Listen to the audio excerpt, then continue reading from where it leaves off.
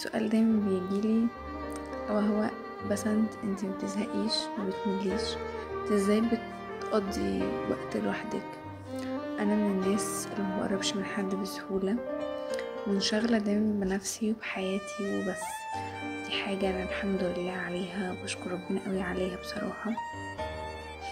ولكن هديكم الخلاصة بتاعت سنين من التجارب في الموضوع ده. حبيبة قلبي، انتي لما بتهتمي بنفسك تحبيها قوي، تقربي منها، تبقي عايزة تقعدي معاها اكتر عشان تعرفيها، فبالتالي بتقضي اغلب الوقت اللي موجود معاكي في ان انتي تعرفيها وتقربي منها. دي حاجة. تاني حاجة، انتي عدوك القاتل الفراغ. اكبر عدو ليك هيدمر حياتك والفراغ. انتي سايبه فراغ ليه؟ طب ما انت الفراغ ده اقري فيه، تعلمي فيه حاجة جديدة، ثقفي في نفسك فيه،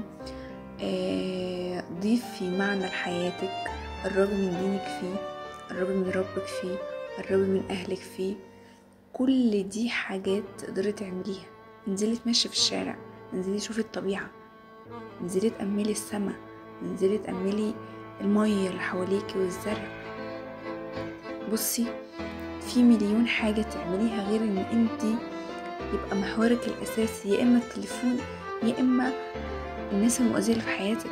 لو ناس صالحة بتجرك للخير وبتمد ايدها لايدك عشان تشدك لفوق، ماشي، لكن ما تبقاش ناس طالحة وضايعة ودنيتها خربانة وبيخربوكي وانتي متمسكة بيهم.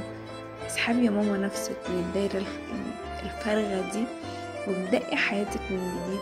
ارجعي ابني حياة تاني صالحة ليكي انتي، صالحة للعيش وصالحة للإنتاج وصالحة ان يطلع منك احسن واعلى كواليتي ممكنة.